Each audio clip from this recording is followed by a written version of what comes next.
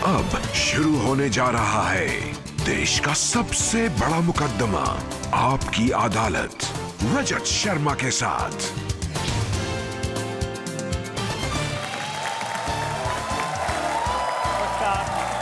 Thank you. आपकी अदालत में बहुत बहुत स्वागत है आपका। आज मेरे मेहमान हैं एक ऐसी शख्सियत जिन्होंने बरसों तक लोगों को बहुत हंसाया, पूरी दुनिया में नाम कमाया और फिर उन्होंने पंजाब की राजनीति में धमाका मचाया। उन्होंने सिद्धू को, बादल को, चन्नी को, सबको हराया। प्लीज वेलकम कॉमेडियन से पॉलिटिशियन बने पंजाब के मुख्यमंत्री कौन? भगवंत मान।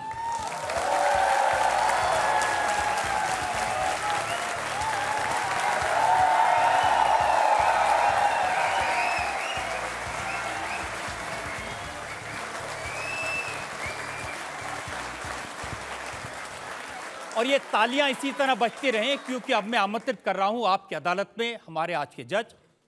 हमारे आज के जज खास हैं, बड़े स्टार हैं। उनकी सिंगिंग के लिए उनको पूरी दुनिया जानती है।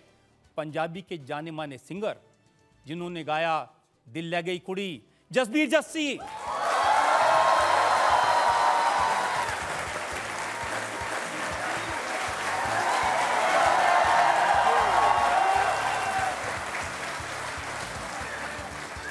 तो दो बड़े स्टार आपकी अदालत में मौजूद हैं।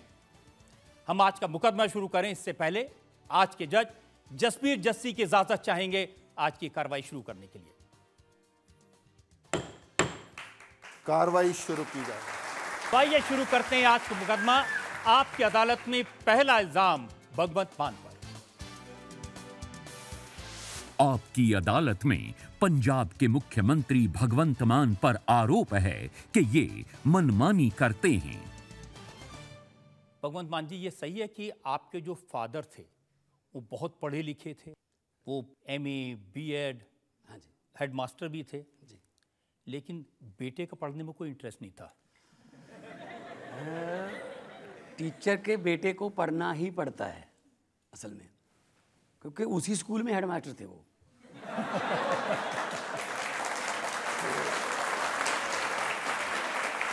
तो शरारतें करने को मन करता था, लेकिन हर टीचर की निगाह हेडमास्टर के बेटे पर होती है। तो अपनी शरारतों को अंदर दबाता रहा मैं। साइंस मास्टर थे पिताजी मेरे, तो स्कूल से बंक मारना तो सवाल ही पैदा नहीं हो सकता, हेडमास्टर तो बापू हैं। तो फिर ये भी नहीं हो सकता कि घर से स्कूल कह के निकलो जाओ कहीं और, क्योंकि हेडमास्टर तो पिताजी हैं, वो कहेंगे कहाँ है बेटा, कहाँ है। तो पढ़ने में मेरा इंटरेस्ट था और मेरे पिताजी क्योंकि मैथ टीचर थे, आज भी मैं मैथ में बहुत हाई हूँ। हाँ, वो अलग बात है कि मैं सवाल उठाता रहता था कि हमें वो क्यों पढ़ाया जाता है जो हमारी ज़िंदगी में काम ही नहीं आता। इतने नौजवान बैठे हैं, इतने नौजवान लड़के लड़कियां बैठे हैं। आप मुझे बता दो, आपने कभी a² + b² + 2ab का फार्मूला यूज़ करके केले खरीदे? भाई ये साइंस वालों को पढ़ाओ, tan थीटा cos थीटा, हमें क्यों? ये तो वो बात हो गई। पोस्टमैन की पोस्टें निकली, डाकी रखने थे। तो इंटरव्यू हुई, इंटरव्यू में पूछा गया एक उम्मीदवार से कि धरती से चांद तक की दूरी कितनी है। वो बोला अगर इस रूट पर चिट्ठियां बांटनी है तो मेरी तरफ से मैं हाथ में। मैं पिताजी के साथ ये कहता रहता था कि पिताजी जो हमें पढ़ाया जा रहा है वो ज़िंदगी में काम आएगा क्या? मैं एक छोटा सा किस्सा बताता हूँ। पंजाबी की हमारी टीचर आई, उसने हाउस टेस्ट लिया, फीस माफ़ी की अर्जी लिखो। फीस माफ़ी की अर्जी नॉर्मल होती है जो हम पढ़ते हैं आमतौर पे। सेवा में कौमा, श्रीमान मुख्याध्यापक कौमा, फलां फलां स्कूल, मेरा नाम भगवंत सिंह है जी, मैं 7वीं कक्षा का विद्यार्थी हूँ, 6ठी में भी मैं अव्वल आया था, पढ़ाई में बहुत होशियार हूँ, 7वीं में अव्वल आऊँगा। मेरे पिताजी एक चपरासी हैं, उनकी तनख्वाह बहुत कम है, हम 3 बहन भाई हैं, घर का गुजारा बड़ी मुश्किल से चलता है, वो स्कूल की फ़ीस देने में असमर्थ हैं, कृपया मेरी पूरी की पूरी फ़ीस माफ़ कीजिए, मैं आपका बहुत धन्यवाद दूँगा, आपका आज्ञाकार, रोल नंबर इतना इतना, ये होता ना। तो जी मुझे नंबर भी दे दिए मैडम ने 9.5 10 में से, वेरी वेरी गुड भी लिख दिया, लेकिन मैं खुश नहीं था। उसी साइकिल पे डैडी वापस जाते थे स्कूल से, मेरे गांव से 3 किलोमीटर स्कूल था। तो मैंने जाते जाते फिर मैंने कहा डैडी जी रोकना, मैंने कहा जी आप क्यों पढ़ाते हो हमें? कहते जी ताकि आपको अकल आ जाए, आपकी अकल खुल जाए, आपको दुनियादारी का पता चल जाए, सच और झूठ का अंतर पता चल जाए। मैंने कहा जी अगर मैं ये कहूँ कि आप हमें झूठ पढ़ा रहे हो? कहते कब? मैंने ना जी वो एप्लीकेशन उनके सामने कर दी, उन्होंने पढ़ी, कहते बहुत अच्छी लिखी हुई है, बहुत अच्छी है, 9.5 10 में से 9.5 है, बहुत अच्छी है। मैंने कहा जी अच्छी तो आपने देख ली सर, आप नंबर मत देखिए, आप ये देखिए ना, पहली बात तो मैं ये एप्लीकेशन लिख रहा हूँ आपको, श्रीमान मुख्याध्यापक जी, और बीच में लिख रहा हूँ कि मेरे पिताजी चपरासी हैं।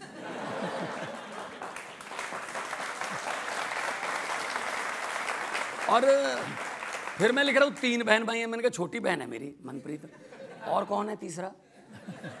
तो मेरे पिताजी ने कहा जितनी देर आप गरीबी नहीं लिखोगे एप्लीकेशन में तो फीस माफ़ नहीं होगी। तब मेरे मुंह से एक बात निकली कि अगर मेरे हाथ में कभी ऐसा पेन आ गया कि मैं सिलेबस बदल सकता हूँगा, जो कि अभी आ चुका है, तो मैं इस अर्जी को पॉजिटिव तरीके से लिखवाऊँगा कि मैं ये हूँ, मेरे पिताजी गरीब हैं, वो फ़ीस देने में समर्थ हैं। मैं ये नहीं कहता कि मेरी फ़ीस माफ़ की जाए, मैं ये कहता हूँ मेरी फ़ीस उधार कर ली जाए। वादा करता हूँ बड़ा अफसर बन के ब्याज समेत इस स्कूल की फ़ीस वापस करता हूँ।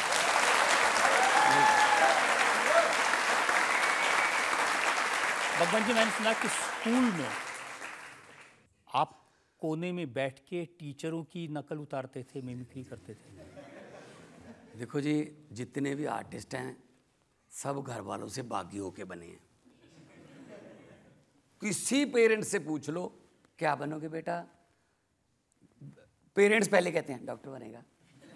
अबे सभी डॉक्टर बन गए, मरीज कौन बनेगा? पायलट बनेगा, सभी पायलट बन गए, यात्री कौन बनेंगे? बच्चे से भी पूछ लो क्या बनना है।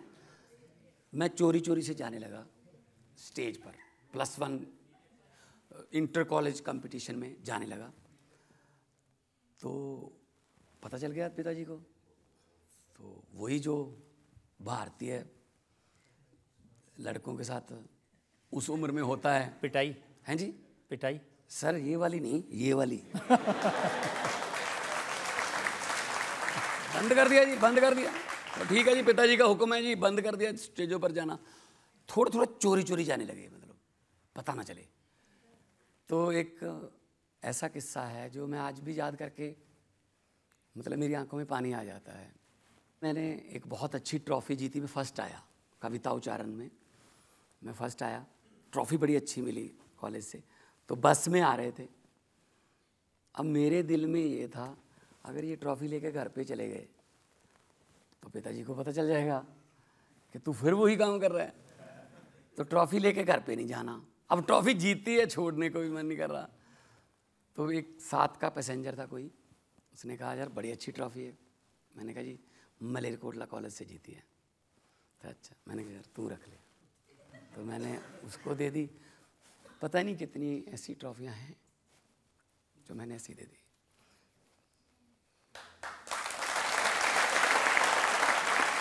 तो मैं आपके शो के जरिए लाखों माँ बाप देख रहे होंगे, मैं ये कहना चाहता हूँ बच्चों का टैलेंट ज़रूर पहचानो, उनको दबाओ मत। अगर कोई गलत, आजकल तो प्रोफेशन इतने खुल गए हैं, जाने दो उनको, कोई प्रोटोकॉल में ना रखो उनको, उनको आसमान दो, उनको पंख दे दो उड़ने का, लेकिन उसका रूट तय मत करो, वो खुले उड़ें, अपने आप उड़ें। जो रनवे है वो जहाज़ को उड़ाता नहीं है, रनवे जहाज़ को मौका देता है। आगे तो फिर जहाज़ के इंजनों पर डिपेंड करता है कि वो 20 मिनट बाद चंडीगढ़ उतरेगा दिल्ली से, या फिर 14 घंटे बाद सैन फ्रांसिस्को उतरेगा, ये तो उसके इंजनों पर डिपेंड करता है। लेकिन जहाज़ के लिए रनवे ज़रूरी है, रनवे बने, पेरेंट्स, टीचर जहाज, ये सारे जहाज हैं, उड़ सकते हैं, बस रनवे मिल जाए। अच्छा, जब आपको रनवे मिला, आपका जहाज उड़ गया, तो पिताजी ने रिकॉग्नाइज किया कि वाकई में टेक ऑफ कर लिया इसने? ये भी सच है। बाद में माँ बाप इंटरव्यू देते हैं, बच्चे में पहले दिन ही मैंने तो पहचान लिया था, टैलेंट है। मैंने बहुत अप्रिशिएट किया फिर बच्चे को, जा इसी लाइन में जा। कोई नहीं करता जी, सब झूठ बोलते हैं वो, ठीक है ना। पहले वो पिटाई करते हैं, फिर हद तो उस दिन हो गई जब पटियाला में, उस समय पटियाला रहता था मैं, तो सरकारी स्कूल की, क्योंकि वो हेड टीचर थे तो उनके नाम पे चिट्ठी आती थी।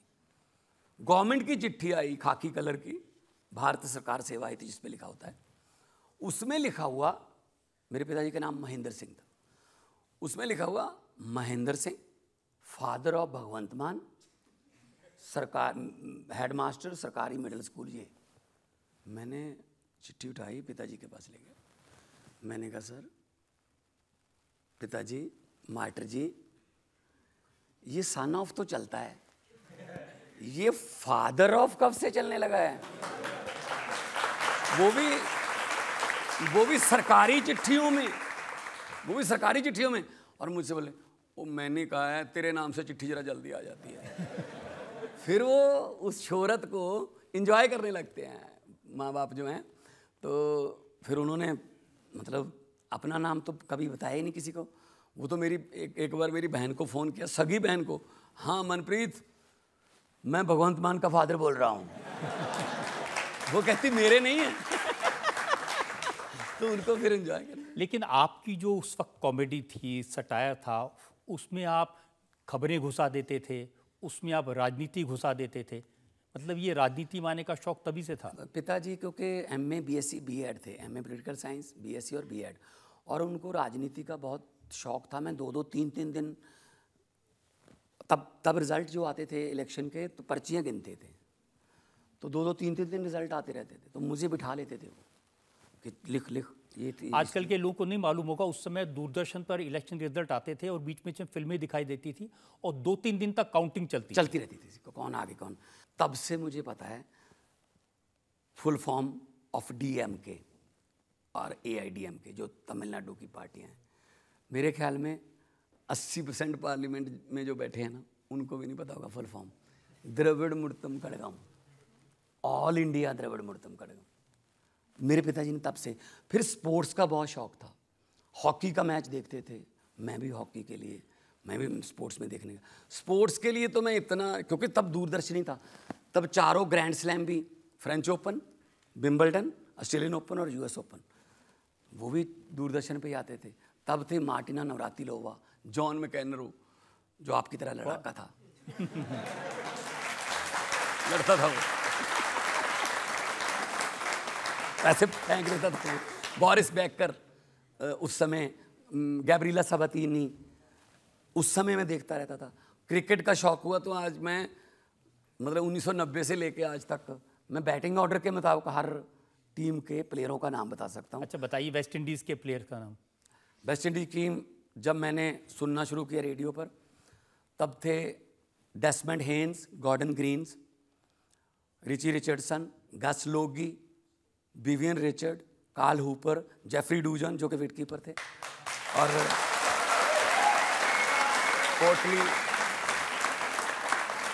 Kotli Ambrose, Malcolm Marshall, Patrick Patterson. तो ये बिल्कुल सही बताया आपने, बिल्कुल सही। मैं उस वक्त से क्रिकेट को फॉलो करता हूं और आपने एक नाम बिल्कुल सही बताया जी। मैं और ऑर्डर भी सही है। बहुत स्पोर्ट्स का तो मैं आज भी बहुत बड़ा फ़ैन हूँ, और स्पोर्ट्स के लिए पंजाब सरकार की तरफ से जो हम करना चाहते हैं वो भी बहुत बड़ा करेंगे। और हॉकी में अभी भी 7 प्लेयर, हमारी 8 प्लेयर अभी नेशनल हॉकी टीम में पंजाब के हैं, तो हॉकी की नर्सरी बोला जाता है। लेकिन ये खेल देखते देखते आप राजनीति के खेल में कैसे उतर गए? बड़ा अच्छा, मैं तो लफ्टर चैलेंज भी आ गया था। बॉलीवुड में मैंने मूवीज़ भी शुरू कर दी थी। अपने मूवी में मैंने धर्मेंद्र जी, सनी देओल और बॉबी देओल थे, कैटरीना कैफ थी। मेरा करियर शुरू हो गया था बॉलीवुड का। लेकिन अचानक से 2011 में मनप्रीत बादल, जो कि उस समय के फाइनेंस मिनिस्टर थे, बादल, प्रकाश सिंह बादल के भतीजा थे, उन्होंने अलग होके इस्तीफ़ा देके एक अलग पार्टी बनाने का मतलब मन बना लिया। और उन्होंने कहा जो जो पंजाब के लिए दर्द रखते हैं अपने दिल में, वो मेरे साथ आ जाएं। तो सबसे पहले मैं गया उनके लिए। तो कटरीना कैफ को छोड़ के मनप्रीत बादल के पास आ गए।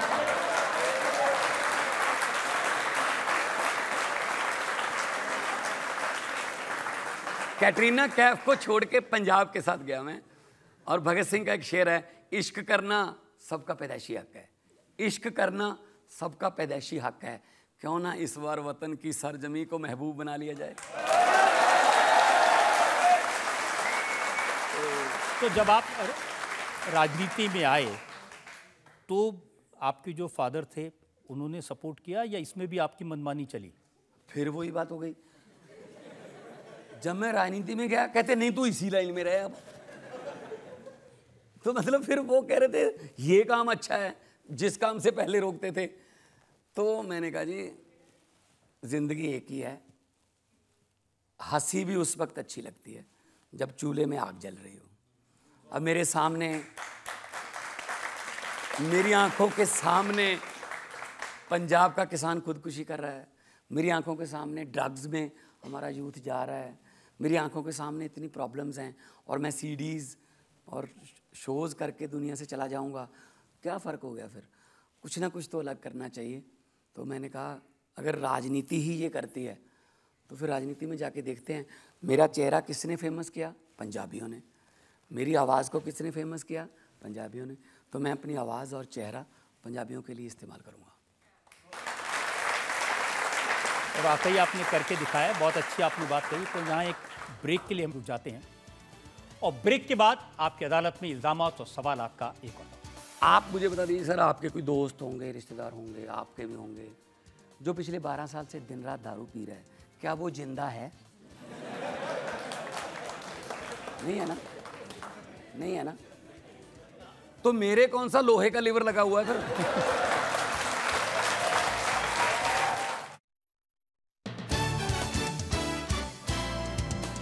Welcome back. आपकी अदालत में आज हमारे मेहमान हैं पंजाब के मुख्यमंत्री भगवंत मान। आपकी अदालत में अगला इल्जाम। आपकी अदालत में पंजाब के मुख्यमंत्री भगवंत मान पर इल्जाम है कि ये अपने आप से ऑब्सेस्ड हैं। मान साहब, मैं देखता हूं कि आजकल आप अपने ऊपर फिदा हैं।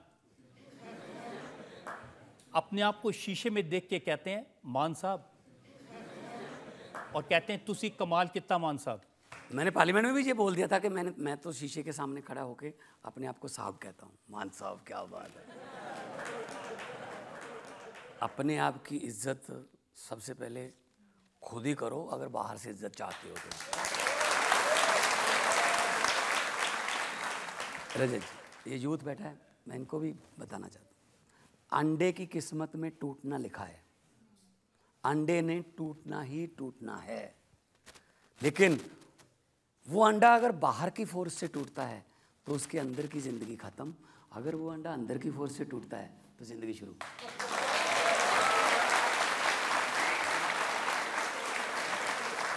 आप कौन हो? आप कौन हो ये खुद डिसाइड करो, ना कि बाहर से आपको कोई डिसाइड करे तुम ये बन सकते हो, तुम वो बन सकते हो, तुम्हें ये नहीं हो सकता, तुम वो कर सकते हो। तुम्हें सब पता है। सबसे बड़े जज और सबसे बड़े अपने क्रिटिक तुम खुद ही होते हो। आपके जज थे नवजोत सिंह सिद्धू जी। तो सिद्धू साहब कहते हैं कि कोई पीली पगड़ी पहन के भगत सिंह नहीं बन जाता। भगत सिंह ने तो देश के लिए जान न्यौछावर की थी। वो कहते हैं भगवंत मान ने तो पंजाब को गुलाम बना दिया। नहीं, मैंने कब कहा कि मैं भगत सिंह बन गया? मैं तो उसके पाँव के धूल का एक तिनका भी नहीं हूँ। 23 साल की उम्र में उन्होंने शहीदी दी देश के लिए। तो लेकिन हमारे पुरखों को फॉलो तो कर सकते हैं हम कि उनके सपनों का भारत कैसा था या कैसा होना चाहिए था। भगत सिंह जी को कभी भी ऐसा नहीं चिंता थी कि देश आज़ाद होगा या नहीं। वो उनको पता था आज़ादी तो आएगी, लेकिन उनको सबसे बड़ी चिंता ये थी कि आज़ाद होने के बाद देश कौन से हाथों में जाएगा। तो फिर चिंता सही साबित हुई ना कि आज फिर 75 साल बाद हम बाहर के वीज़े लगवा रहे हैं। जिनको निकालने के लिए भगत सिंह जैसे, शहीद उधम सिंह जैसे, जिनको बदले लेते हुए, और करतार सिंह सराभा, राजगुरु सुखदेव, हमारे योद्धा फांसी पे चढ़ गए अंग्रेज़ों को देश से निकालने के लिए। आज हम 30-30, 40-40 लाख रुपए ट्रैवल एजेंट के पास लेकर खड़े हैं अंग्रेज़ों के पास पहुंचने के लिए। क्या किया फिर हमने? तो भगत सिंह के सपनों की आज़ादी अगर बसंती रंग की पगड़ी पहनकर अगर कहीं जाती है तो इसमें तो कोई आपत्ति नहीं होनी चाहिए किसी को। वैसे भी चलो सिद्धू साहब तो सीनियर हैं, मेरे जज थे वो लाफ्टर चैलेंज में, और कई बार तो हमें भी नहीं पता चलता था कि क्या हमने बोल दिया कि बंद ही नहीं हो रहे हंसने से। मतलब उनका अपना अंदाज है, उनका अपना अंदाज है। वो कांग्रेस में हैं, पहले बीजेपी में थे, लेकिन उससे पहले अकाली दल में भी थे, और उनका अपना अंदाज है। एक ही शेर है, वही मोदी के लिए, वही आसाराम के लिए, वही सोनिया के लिए, वही मनमोहन सिंह के लिए, वही। तो कम से कम मैं हालातों के मुताबिक तो बोलता हूँ ना, कि आज ये नहीं बोलना। अब उनका तो रट्टा लगा हुआ, जो बोलते रहे से। लेकिन एक टाइम तो आप कहते थे मैं इनका फ़ैन हूँ, मेरे रोल मॉडल हैं सिद्धू साहब। हाँ जी, मैं वो क्रिकेट में फ़ैन हूँ। मैं जब वो ओपनर आते थे आज भी श्रीकांत के साथ आते थे ओपनर, तो तब क्रिकेट देखते थे, तो सिद्धू साहब के फ़ैन। इसमें तो कोई अब होना नहीं चाहिए कि। लेकिन राजनीति में मैंने सुना कि एक बार ऐसा मौका था जो अरविंद केजरीवाल उनको फेस बनाना चाहते थे आम आदमी पार्टी का पंजाब में। मैं खुद ये अरविंद जी के पास पेशकश लेके गया था कि अगर नवजोत सिंह सिद्धू आना चाहते हैं पार्टी में, कि अगर वो चाहते हैं मुझे मुख्यमंत्री बना दो। मैंने कहा जी आपको मेरे से पूछने की ज़रूरत नहीं, आप बना देना। मैं उनका मतलब उनके वो टॉप पोस्ट पे रहे, मैं काम कर लूँगा। मेरा मकसद सिर्फ पंजाब को बचाना है, पंजाब को ड्रग से, पंजाब को ये जो हमारा ब्रेन ड्रेन हो रहा है, भाग रही है हमारा यूथ कनाडा अमेरिका को भाग रहा है, तो इसमें मेरे लिए कोई कुर्सी अहमियत नहीं रखती थी। लेकिन उन्होंने कहा कि मैं तो इधर जाऊँगा, तो मैं क्या कर सकता। देखिए, आप हमेशा कहते हैं कि मैं पंजाब में बदलाव करने आया हूँ। सिद्धू जी कहते हैं कि ये बदलाव करने नहीं आए। 1.5 साल में इन्होंने कुछ बदलाव नहीं किया। भगवंत मान ने सिर्फ अपनी पत्नी बदली है।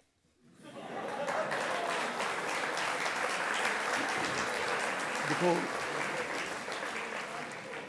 इससे पता चलता है कि इतना बदलाव आ चुका है कि मुद्दों के बारे में बोल ही नहीं सकते।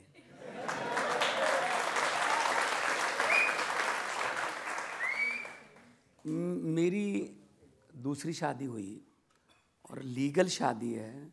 गुरु ग्रंथ साहब जी के उनको घर पे उनका आसन करवा के तो 4 लामा लिए हैं। इसमें क्या दिक्कत है किसी को? ये मुद्दा है पंजाब का। सिद्धू साहब कह रहे हैं ना, सिद्धू साहब के बदला नहीं आया, उसने सिर्फ पत्नी बदली।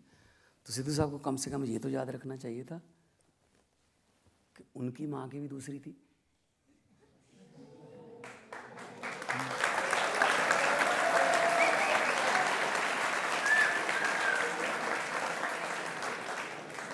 जिनके अपने घर शीशे के होते हैं, दूसरों पर पत्थर नहीं।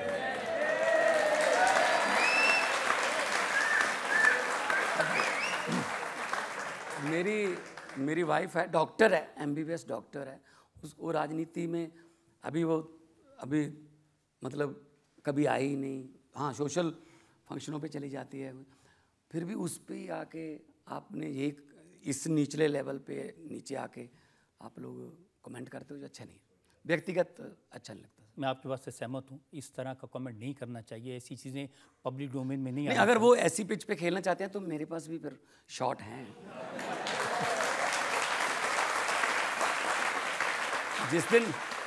जिस दिन ये बात बोली थी ना, उसमें जितने बैठे थे 80% की दूसरियां हैं, या उनकी दूसरियां, या उनके बाप की दूसरियां, तीसरियां हैं।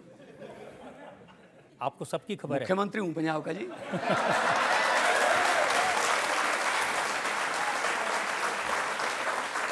आजकल उनकी दोस्ती बादल परिवार से भी काफ़ी हो गई है। वो मजीठिया साहब के साथ कहते हैं कि अब गले लगने का वक्त आ गया।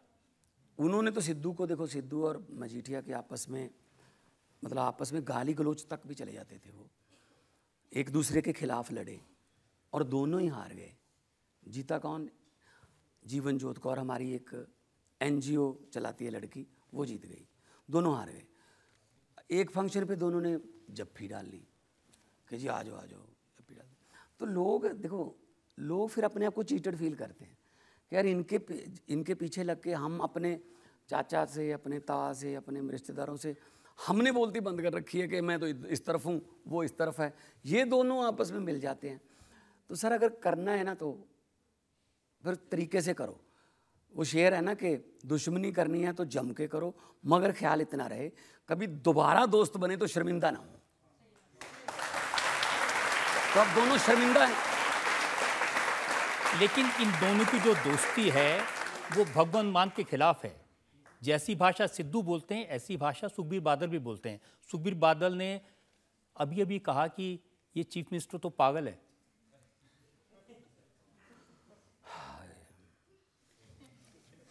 असल में क्या है ना, असल में क्या है, ये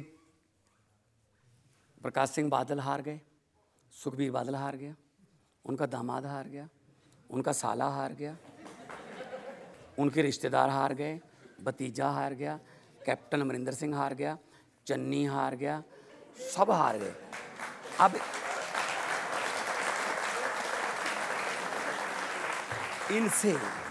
इनसे ये बात बर्दाश्त नहीं होती कि एक टीचर का बेटा मुख्यमंत्री क्यों बन गया। इसका मतलब वो 3.5 करोड़ लोगों को गाली दे रहे हैं कि उन्होंने पागल चुन लिया एक। और सुखबीर बादल कौन सी सियानपुर वाली बातें करते हैं सर। सुखबीर बादल स्टेज पर कह रहा है, प्रकाश सिंह बादल स्वर्गीय हैं, अभी दुनिया में नहीं है, सुखबीर बादल कह रहा है स्टेज पर, एक बार नहीं 2-3 बार, कि बैठे हैं सरदार प्रकाश सिंह बादल, ये मेरे पिता समान हैं। बादल साहब को खड़े होकर बोलना पड़ा, पिता हूं, समान नहीं।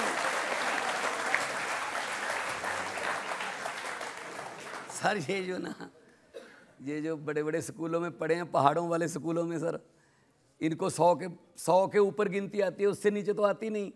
अगर इन्होंने 144 करोड़ कहना हो, ये कहते हैं 144 करोड़। 100 तो आता है लेकिन 44 नहीं आता इनको, 44 नहीं बोल सकते ये। तो सर ये वहाँ से पढ़ लिख के आए हैं, पंजाब के कल्चर के बारे में पता कुछ नहीं है, किसी को भी कुछ भी बोल देते हैं। आप सिद्धू साहब कहते हैं मैं इनको मजनू मान कहता हूँ। कहते रहे। कौन है सिद्धू साहब? सिद्धू साहब कौन है सर? विधायक है? आपने कुछ रहने नहीं दिया। नहीं, सिद्धू साहब कौन है सर? कांग्रेस के कोई ओहदेदार हैं? नहीं है। क्या है? आपके जज, आपके गुरु? नहीं, आपके रोल मॉडल? बाद में हारे हुए हैं सर।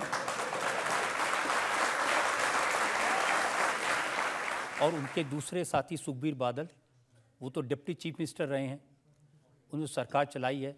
वो कहते हैं कि भगवंत मान इतनी शराब पीते हैं कि 7-7 दिन तक गायब रह जाते हैं। पिछले 12 साल से ये कह रहे हैं भगवंत मान दिन रात शराब के नशे में टल्ली रहता है। आप मुझे बता दीजिए सर, आपके कोई दोस्त होंगे, रिश्तेदार होंगे, आपके भी होंगे, जो पिछले 12 साल से दिन रात दारू पी रहा है, क्या वो जिंदा है? नहीं है ना? नहीं है ना? तो मेरे कौन सा लोहे का लीवर लगा हुआ है फिर?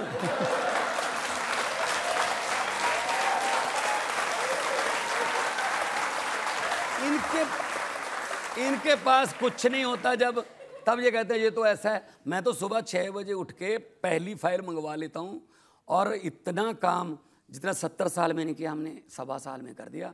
पंजाब में बिजली 88% घरों को बिजली मुफ्त आती है सर, और उसमें वो भी नहीं कि हमने BPL कार्ड या वो कर दिया। हमने कहा 600 यूनिट फ्री है, 2 महीने बाद बिल आता है।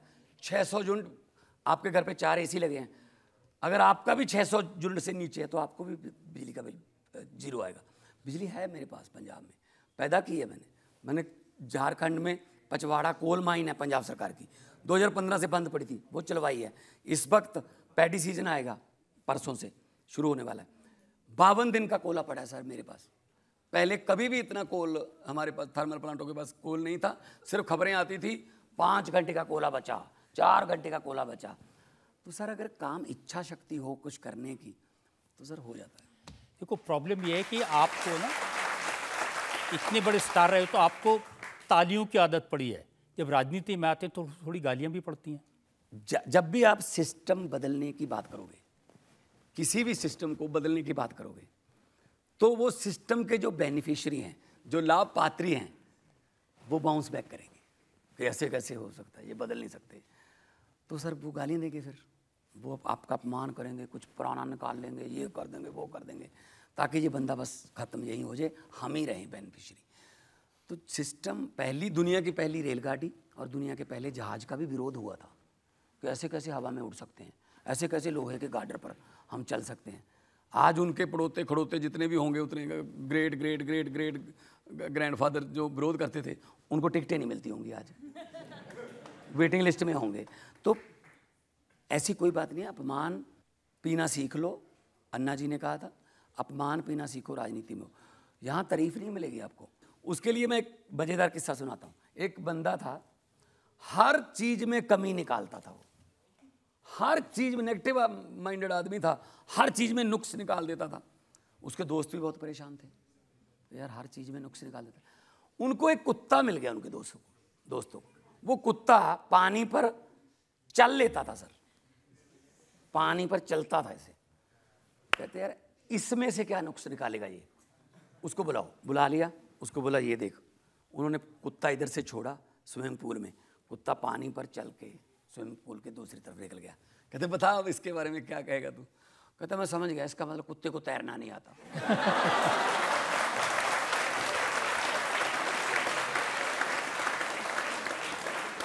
वो वाले हैं सर, जो मर्जी निकलाते हैं, गालियां दे लो, अरविंद केजरीवाल को गालियां दे लो, भगवंत मान को गालियां दे लो, देते रहे। वो कुत्ते वाले हैं, नुक्स निकालते रहते।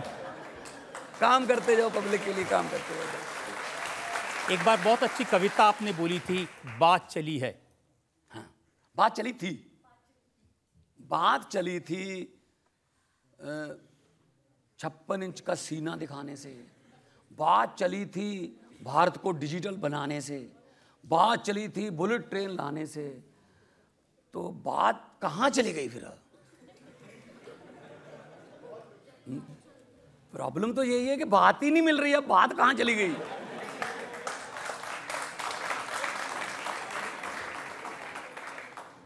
मन की बात मोदी साहब के मन की बात तो लोगों ने 2 बार पूरी कर दी, प्रधानमंत्री बना दिया। जन की बात तो सुन लो, अपने मन की करते रहते हो।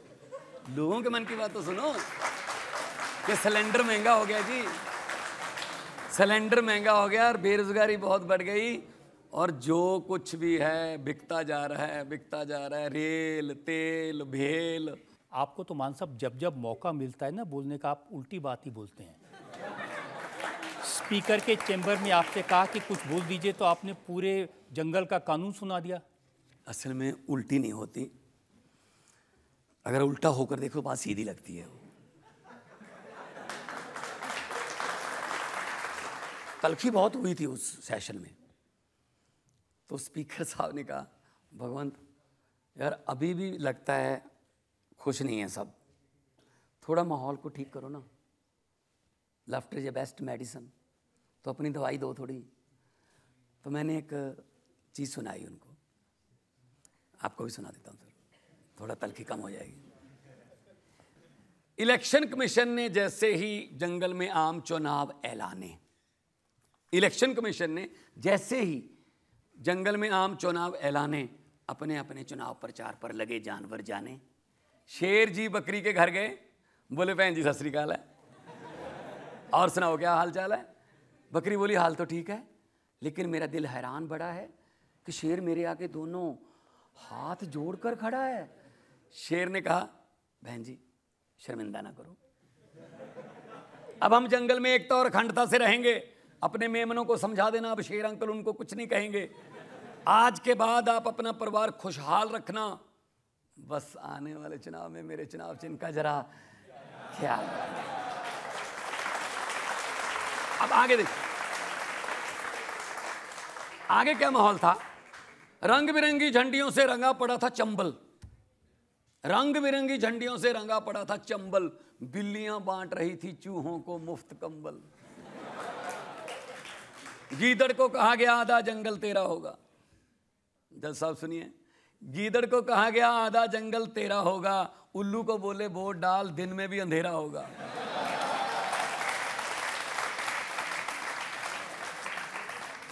चूहों से वादा किया गया चील नहीं रहेगी, क्योंकि चील उनको अपने पंजे में उठा के ले जाती।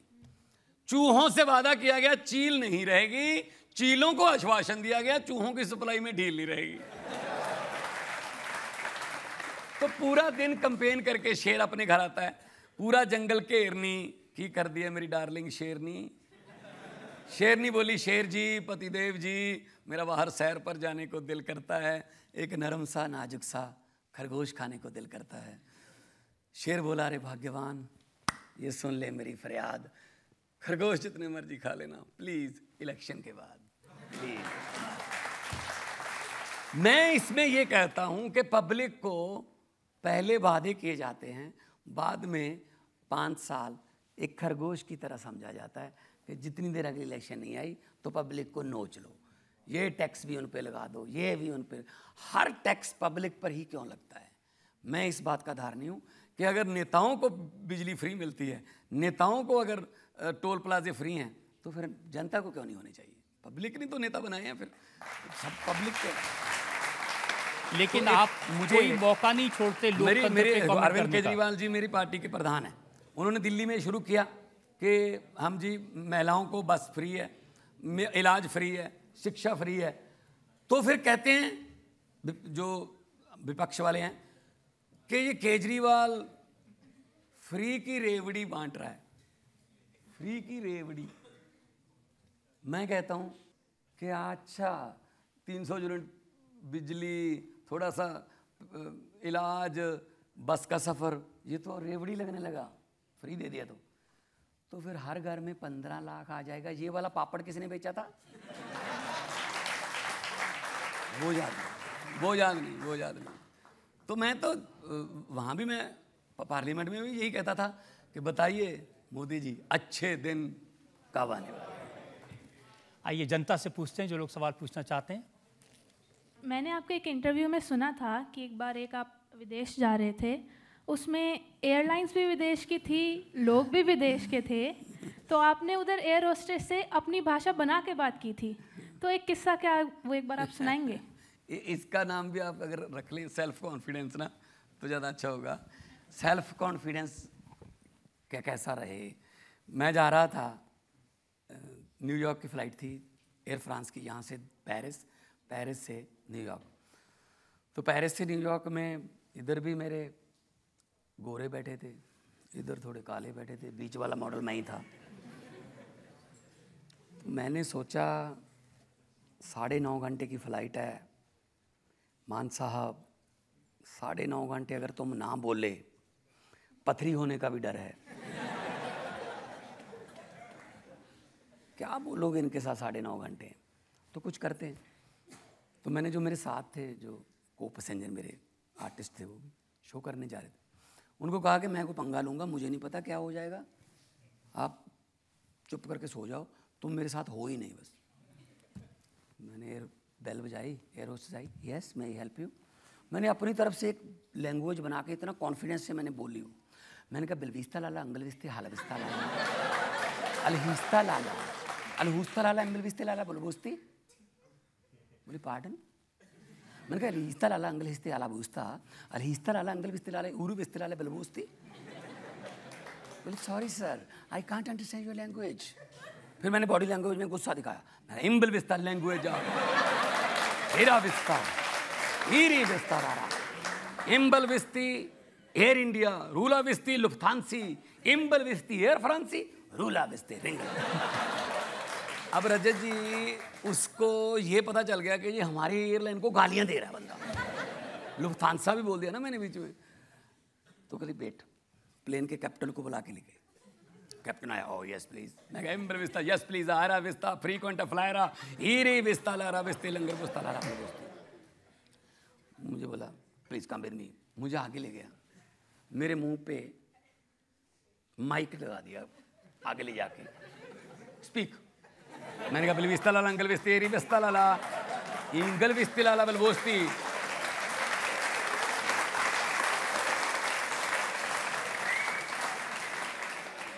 तो वो मेरी आवाज में पूरे जहाज में अनाउंसमेंट हो गई। अब वो अंग्रेजी में अनाउंसमेंट कर रहे थे कि जो आदमी इस लैंग्वेज को समझता हो इमीडिएटली हमारे साथ कांटेक्ट करे। सर अगर कोई लैंग्वेज हो तो कांटेक्ट करे। वो तो मेरे से भी दोबारा नहीं बोली जा रही थी उसको। मैंने भी एक ही वर्ड रखा हुआ था बुलवोस्ती एंड में, ताकि उनको लगे कि एक ही बात पे अड़ा हुआ है बस। मुझे बोला आपका सामान कहाँ है? मैं गिरगिस्ते। Ticket up. मुझे फर्स्ट क्लास में ले गए। पहली बार ऐसे सेवा शुरू हो गई मेरी। ये जो मांगू बस लेके आते हैं अभी आके। पीछे से एक एयर होस्टेस आई, मेरे को एक पर्ची दी उसने, कहती योर को passenger has send it for you. उस पे पंजाबी में लिखा हुआ यार सानू भी इत्थे बुला ला।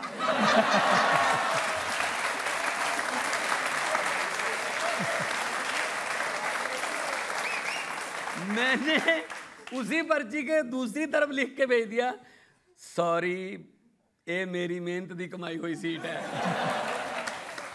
हर आती जाती एयर होस्टेस मुझसे पूछ के जाती थी आर यू ओके? मैं कहता था बुलबोस्ती बुलबोस्ती। ठीक हो। आपने बहुत अच्छी बात बताई, सेल्फ कॉन्फिडेंस कितनी बड़ी चीज़ है, कहाँ से कहाँ पहुँचा देती है। पवन जी यहाँ एक और ब्रेक ले लेते हैं और ब्रेक के बाद आपकी अदालत में इल्जामात और सवाल आपका एक और। भारत है वांग मुंदरी बिच नग पंजाब दा। अगर देश अंगूठी है तो उसमें जो नग है वो हीरा, वो पंजाब है। तू मंगदा रही वे सूरजा कमियां दे वेड़े, तू मंगदा रही वे सूरजा कमियां दे वेड़े।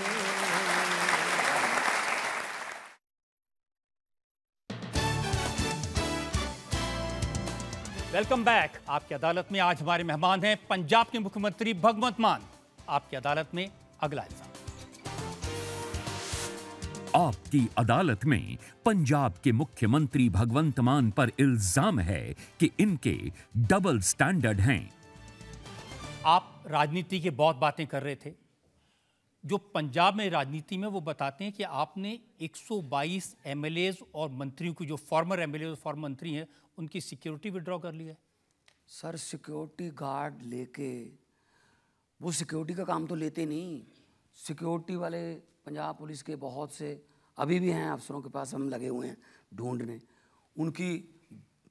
उनकी भैंसों की रखवाली करते हैं, उनकी मुर्गियां पालते हैं, घर के काम करते हैं सारे। बच्चों को स्कूल छोड़ के आना है, सिक्योरिटी ले रखी है। क्यों भाई इतना खतरा किस बात का? कहते हैं हमारी जान को तो खतरा छोड़ दिया, लेकिन मान साहब ने अपने परिवार के लिए 1000 अफसर और जवान तैनात कर दिए सिक्योरिटी। वो उनको बोलो लिस्ट दे दें मुझे 1000 की, ठीक है ना?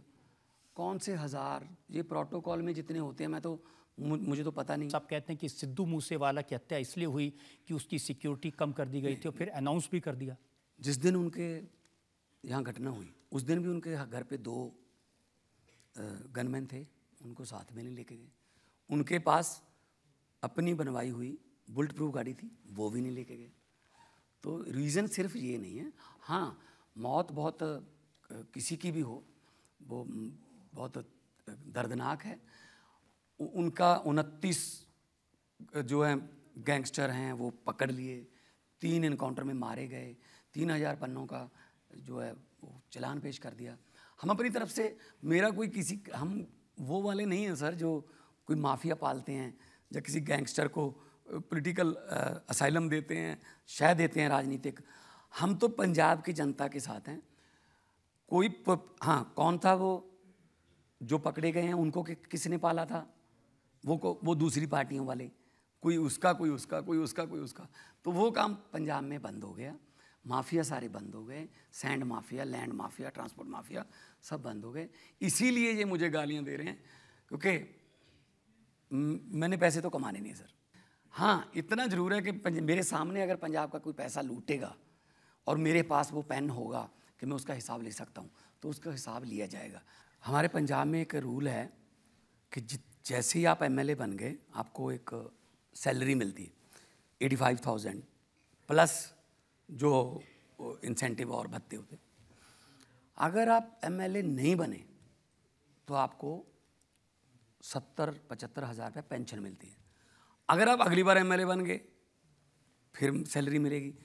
अगर आप 4 बार एमएलए बन गए, 5वीं बार आपको टिकट नहीं दिया पार्टी ने, जहाँ हार गए, तो आपको 4 पेंशनें मिलेंगी।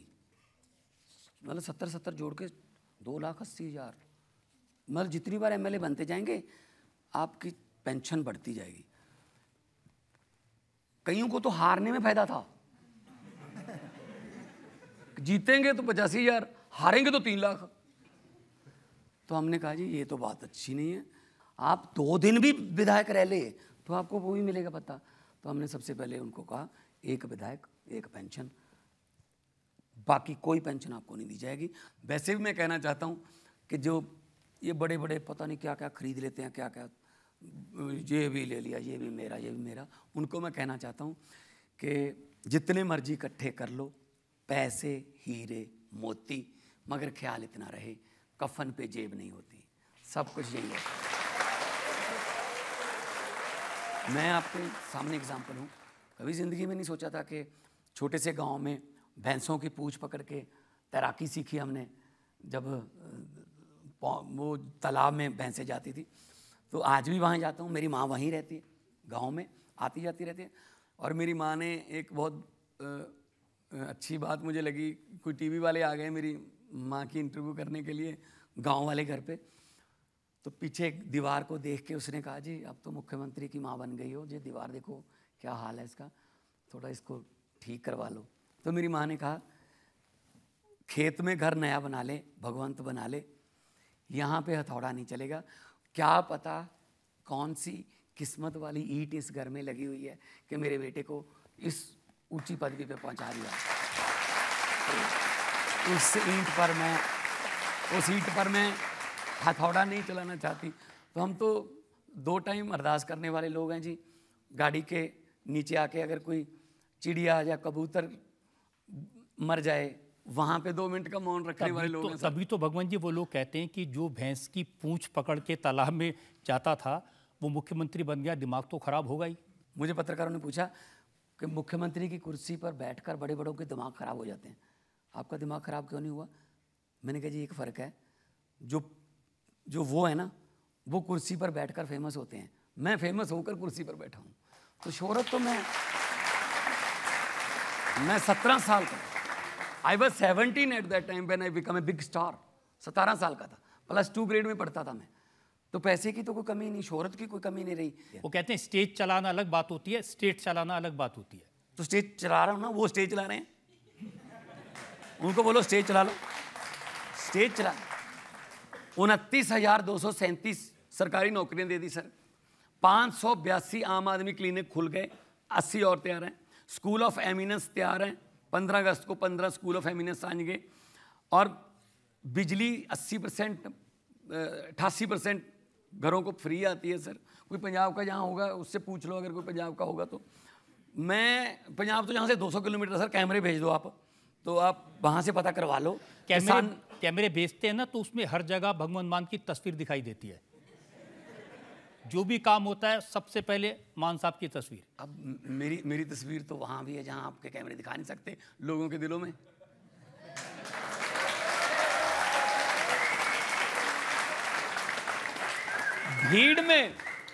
भीड़ में बहुत से चेहरे देखे हैं, एक चेहरे के पीछे इतनी भीड़ कभी नहीं देखी।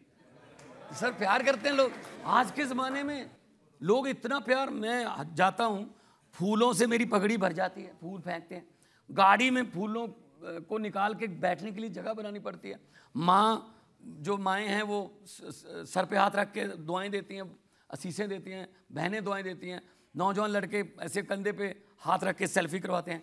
आज के ज़माने में पॉलिटिशियन को, मैं खुद को सोचता हूँ कि भगवंत माना क्या पुराने जन्म के पुण्य किए थे कि इस ज़माने में इतना प्यार कर रहे हैं। वरना दूसरी पार्टियों के हैं पॉलिटिशियन, उनके साथ एक बार हाथ मिला के बाद में उंगलियां गिननी पड़ती हैं, पूरी हैं या ले गए एक आध। ये सर देखिए, वही तो याद दिलाते हैं कि जब बादल साहब की तस्वीर छपती थी या अमरिंदर सिंह की तस्वीर छपती थी, आप कहते थे ये पैसा वेस्ट हो रहा है, आप कहते थे, लेकिन क्लिनिक के ऊपर भगवान मान की तस्वीर।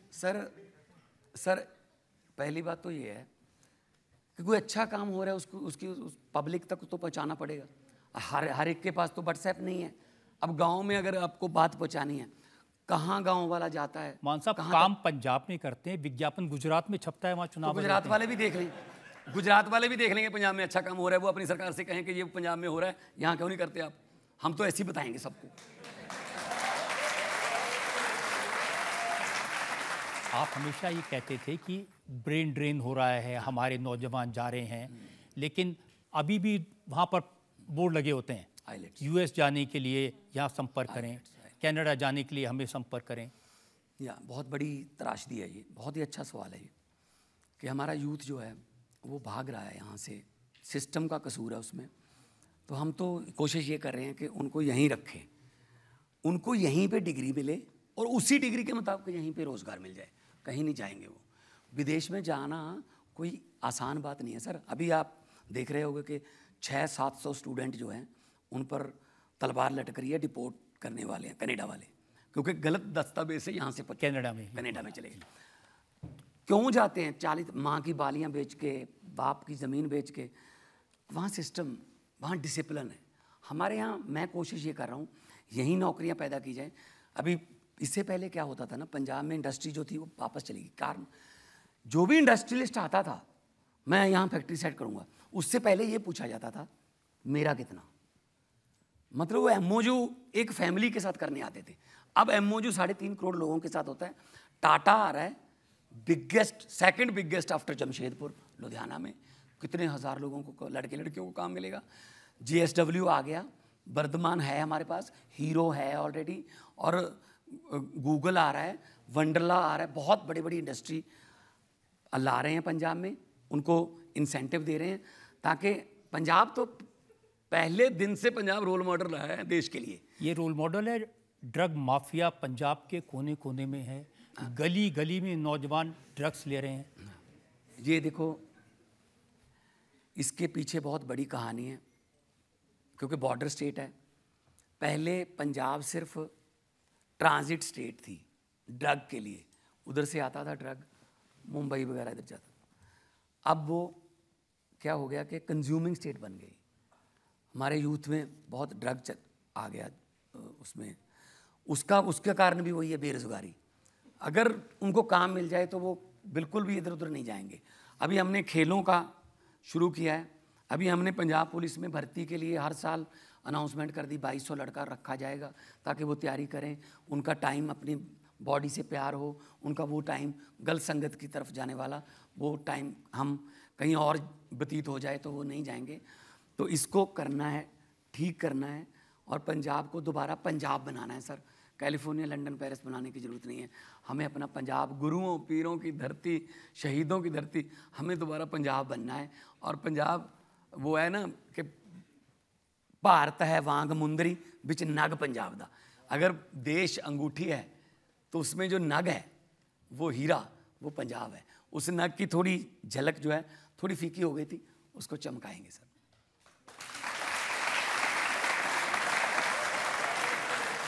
और पंजाब बहुत बार गिरा है, लेकिन पंजाब बहुत बार उठा भी तो है। तो सुरजीत पात्र साहब का शेर है, की होया जे पतझड़ आई, तू अगली रुत विच यकीन रखी, मैं लब के लिया कि तो कलमा, तू फुल्लां जोगी ज़मीन रखी।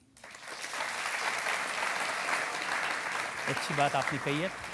एक और ब्रेक, और ब्रेक के बाद आपकी अदालत में भगवंत मान पर इल्जामात और सवालात का एक और दौर। जिथे तंग ना समझण तंगियां नू, जिथे वाल तरस दे कंगियां नू। बरसी खटन गया खट के लियांदा गुलाब, पंजाब दी हटौर वखरी, पंजाबियां दी तौर वखरी।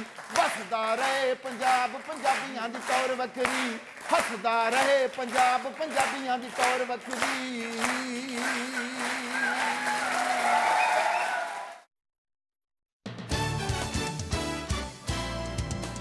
Welcome back. आपकी अदालत में आज हम मुकदमा चला रहे हैं, सवाल पूछ रहे हैं पंजाब के मुख्यमंत्री भगवंत मान से। आपकी अदालत में अगला इल्जाम।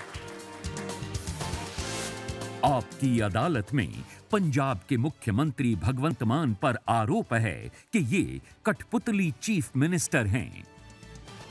मान साहब, आप किंग ऑफ कॉमेडी थे, लोगों ने आपको किंग ऑफ पंजाब बना दिया, सिंह इज किंग। लेकिन राहुल गांधी कहते हैं ये किंग तो कठपुतली निकला, इसे केजरीवाल चलाता है। कौन कहते हैं? राहुल गांधी। तो पंजाब में राहुल गांधी की पार्टी को कौन चलाता है? क्या राहुल गांधी मोगा से हैं, बठिंडा से हैं? हमारी नेशनल पार्टी है, हमारी पार्टी का हेड ऑफिस दिल्ली में है, तो भी यहीं से फैसले होते हैं, यहीं से सब कुछ कार्यकारिणी बैठती है। नहीं, वो कह रहे थे कि मैं भगवंत मान की बहुत इज्जत करता हूँ, बहुत रेस्पेक्ट करता हूँ, उनको ये कोशिश करनी चाहिए कि रिमोट कंट्रोल से पार्टी ना चले। राहुल गांधी जी अपनी कांग्रेस चलवा लें मेरे ख्याल में।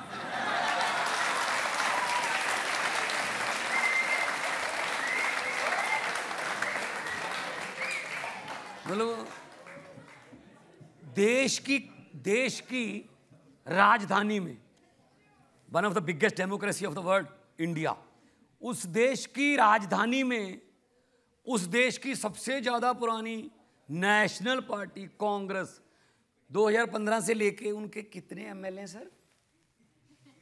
0। कितने एमपी हैं सर? 0। कितने राज्यसभा में हैं सर? 0। इवन जिस इलाके में राहुल गांधी, सोनिया गांधी और इनका सारी कांग्रेस के बीजेपी वालों के घर हैं, वहां से एमएलए कौन है? अरविंद केजरीवाल। नई दिल्ली विधानसभा, नई दिल्ली विधानसभा। इसका मतलब राहुल गांधी ने तो हमें क्या वोट देना होगा, लेकिन उसके घर के नौकर माली सब वोट देते हैं हमें। तो उनको बोलो अपनी पार्टी चला लें। मतलब राहुल गांधी जी का मतलब वो बात हो गई ना।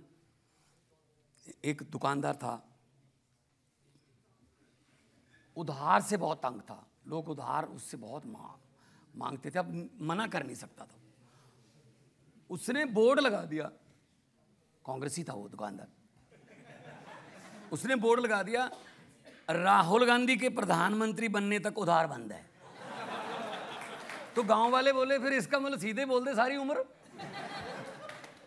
तो सर वो अपनी कांग्रेस को ठीक कर लें, ठीक है ना। कांग्रेस का भी इधर घूमती है। मैंने तो पार्लियामेंट में भी बोला था, तो दिल्ली में तो माँ जो है अपने बच्चे को दुनिया की सबसे छोटी स्टोरी सुना सकती है, एक थी कांग्रेस, बस कहानी खत्म। आपने वाकई में कांग्रेस को पंजाब से तो ख़त्म कर दिया, लेकिन पंजाब में अभी भी अकाली दल है और सुखबीर बादल कहते हैं कि मुख्यमंत्री जी पंजाब में कम रहते हैं, गुजरात, हिमाचल, दिल्ली में ज़्यादा चक्कर काटते हैं। नहीं जी, पंजाब में सबसे ज़्यादा ऑफिस में जाने वाला मुख्यमंत्री, पंजाब में सबसे ज़्यादा लोगों में जाने वाले मुख्यमंत्री की अगर लिस्ट निकाल लो आप, तो आप मेरा नाम वहाँ पाओगे। अभी 1.25 साल हुआ है। इससे पहले क्या हुआ, ये बड़े बड़े घरों वाले, इतनी बड़ी बड़ी इनकी दीवारें घरों की, ये मुख्यमंत्री बन के अंदर से अपने दरवाजे बंद कर लेते थे, कुंडी लगा देते थे कि बाहर की जनता हमारे साथ आस पास ना आए।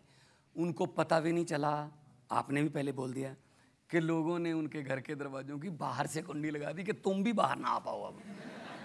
तो सर अब सुखबीर बादल, इनकी सबकी बात करना, ये तो तर्स के आधार पर ही बात कर सकते हैं, और तो क्या। चलिए मैं आपकी अपनी पार्टी के एमएलए की बात कर लेता हूँ, मंत्रियों की बात कर लेता हूँ। किसी को नहीं पता कि भगवंत मान किसको कब निकाल देंगे, और ये भी तो है कि किसी को नहीं पता उसको कब मंत्री बना देंगे। ये है तो ठीक है, हर एक को इच्छा होनी भी चाहिए, रहनी भी चाहिए कि मैं मंत्री बन सकता हूँ कभी भी। और अगर कोई गलत काम करेगा, मेरा रिश्तेदार हो चाहे मेरा सगा, मेरे घर का कोई सदस्य हो, अगर वो गलत काम करेगा तो सजा उसको भी मिलेगी। फिर मैंने तो ये बोल रखा है, अगर मैंने 1.25 साल हो गया सर, अगर मैंने 1 रुपया भी सरकार का खा लिया, सरकार के पैसे का दुरुपयोग, 1 रुपया खा लिया, मतलब वो 1 रुपया नहीं, समझो सल्फास की गोली खा ली मैंने। इससे ज़्यादा गारंटी कोई आज के ज़माने में नहीं दे सकता। लेकिन ये पंजाब की परंपरा नहीं है, चाहे बादल परिवार हो, चाहे अमरिंदर परिवार हो, अपने घर वालों को कोई हाथ नहीं लगाता। यही तो दुख था ना। हमने तो पहले, सबसे पहले अपना स्वास्थ्य मंत्री हमने निकाला, फिर एक एमएलए की शिकायत आई उसको निकाला। अगर हम दूसरों को करप्शन के लिए पकड़ते हैं तो अगर हमारे घर पे है तो सफाई तो वहाँ भी करनी पड़ेगी। और हमारा चुनाव चिन्ह भी झाड़ू है सर, सफाई तो करेगा वो, तो जहाँ भी चलेगा सफाई करेगा। तो इसलिए मैं कहता हूँ मेरा जो है एक ही एजेंडा है कि पब्लिक के पैसे को अगर किसी ने गलत इस्तेमाल किया तो मैं उसका हिसाब लूँगा।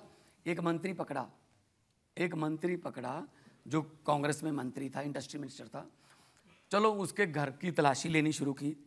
घर तो शानदार था, करप्शन का पैसा आता था, बड़े बड़े ड्राइंग रूम, बड़े बड़े मार्बल्स, शैंडलियर। एक चीज़ ऐसी मिली जिसको देखकर मुझे बहुत दुख हुआ और मुझे भगत सिंह जी की याद आई। उसके यार भगत सिंह जी, शर्मिंदा हैं हम आपके सामने, क्या क्या हो रहा है।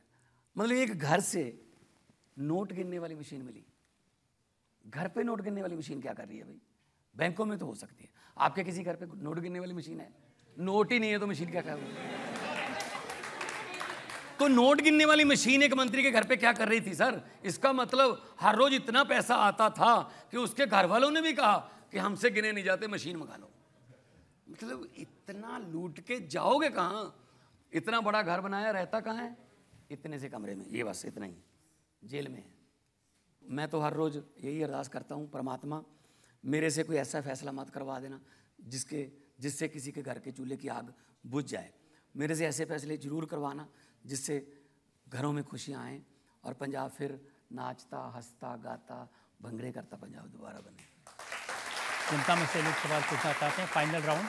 हमने अक्सर आपको गाना गाते हुए सुना है, तो मेरी आपसे एक फरमाइश है कि आप प्लीज़ एक गाना सुना दीजिए। संतराम उदासी हमारे बहुत बड़े शायर हैं, तो मैं वो आपको गुनगुना के, काफ़ी देर हो गई है पर कोई बात नहीं, आपकी फरमाइश है तो मैं सुना देता हूँ। मां धरतीए तेरी गोद नूं चन होर बथेरे,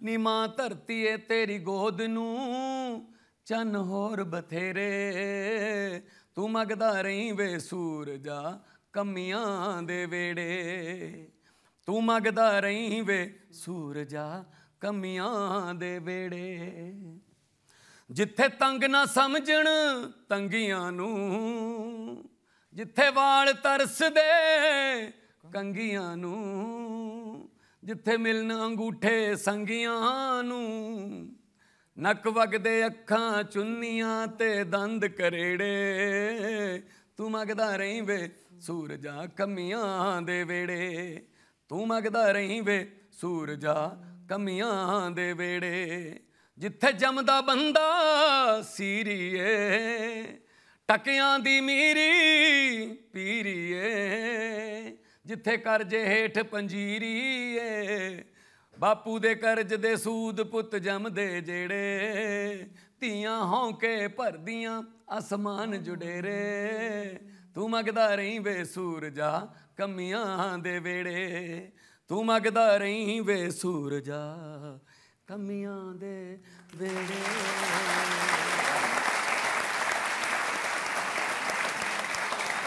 पगमा जी, आपकी अदालत में आज हमने आपके कई रूप देखे, आपका कॉमेडियन का रूप, आपका पॉलिटिशियन का रूप, और अब ये सिंगर का रूप, आपका कवि का रूप, और सबसे अच्छी बात हमने देखी एक दिल जो पंजाब के लोगों के लिए धड़कता है।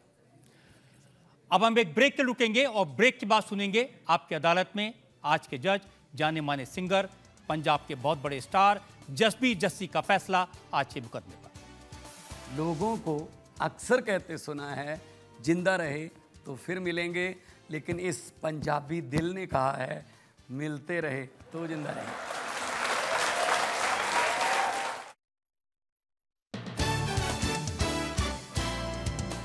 Welcome back. आज हमने मुकदमा चलाया पंजाब के मुख्यमंत्री भगवंत मान पर। हमने उनसे पूछा पंजाब की प्रॉब्लम्स के बारे में, पंजाब की ड्रग्स के बारे में, सिक्योरिटी के बारे में, वहाँ के गैंग वॉर के बारे में। हमने उनसे पूछा उनकी ज़िंदगी के बारे में, कॉमेडियन से पॉलिटिशियन कैसे बने इसके बारे में। और भगवंत मान ने किसी सवाल को टालने की कोशिश नहीं की, बेबाकी से जवाब दिया। अब वक्त है आपकी अदालत में आज के जज जसबीर जस्सी के फैसले का।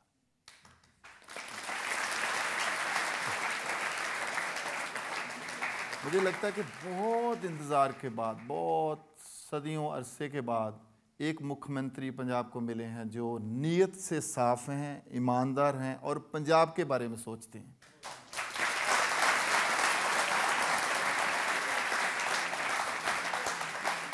और पंजाब के लिए अच्छा विज़न रखते हैं। मुझे लगता है कि मैं सिर्फ एक सलाह और एक रिक्वेस्ट भगवंत जी को देना चाहता हूं कि बहुत अच्छा काम कर रहे हैं आप। बहुत आप मतलब कॉमेडी में भी बहुत दर्द जो है लोगों के सामने रख रहे हैं और लोगों का दर्द सुन भी रहे हैं, ये भी बहुत बड़ी बात है।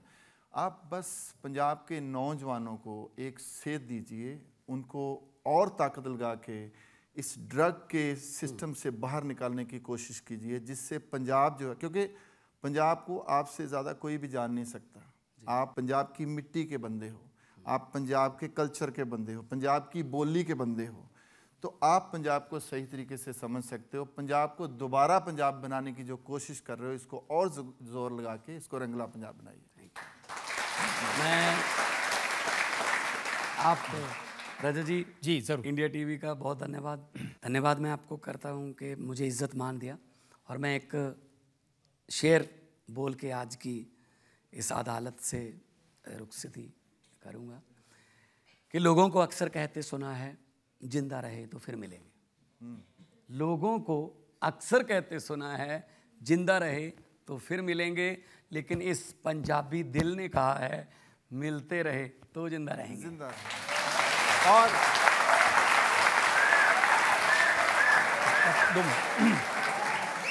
रजत जी। हाँ जी रजत सर। हाँ, क्योंकि भगवंत मान यहाँ पर हैं।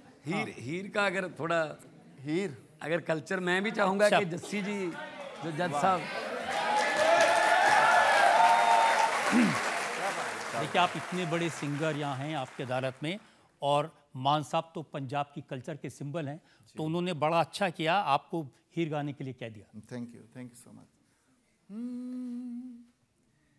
हीर आँख दी जोगिया झूठ बोले,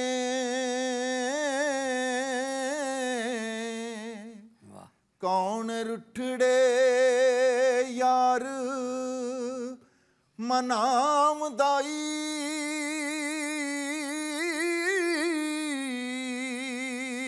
हाँ ऐसा कोई ना मिलिया वे मैं ढूंढ थकी, जेड़ा गया नू मोड़ लियामदा, साडे चमदियां जुतियां करे कोई,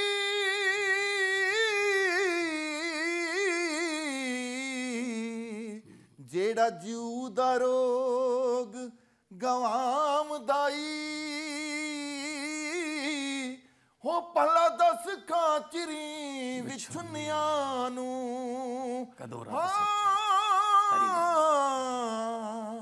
कदों रब सच्चा कर लियामदा।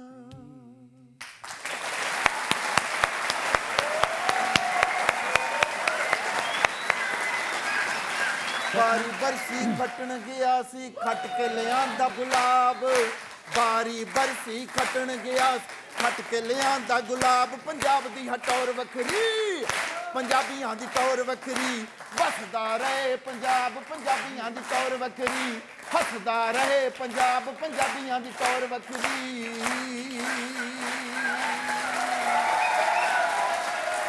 इस उम्मीद के साथ, इस यकीन के साथ कि पंजाब की टौर इसी तरह बनी रहेगी। पंजाब में आज जो रूप देखा हमने पंजाब का, म्यूज़िक का, हंसी का, हंसाने का, पंजाब इसी तरह से हंसता खेलता बना रहे, इस उम्मीद के साथ, इस यकीन के साथ आपसे विदा लेता हूं। अगले हफ्ते आपसे मुलाकात होगी एक नई शख्सियत के साथ। तब तक के लिए नमस्कार।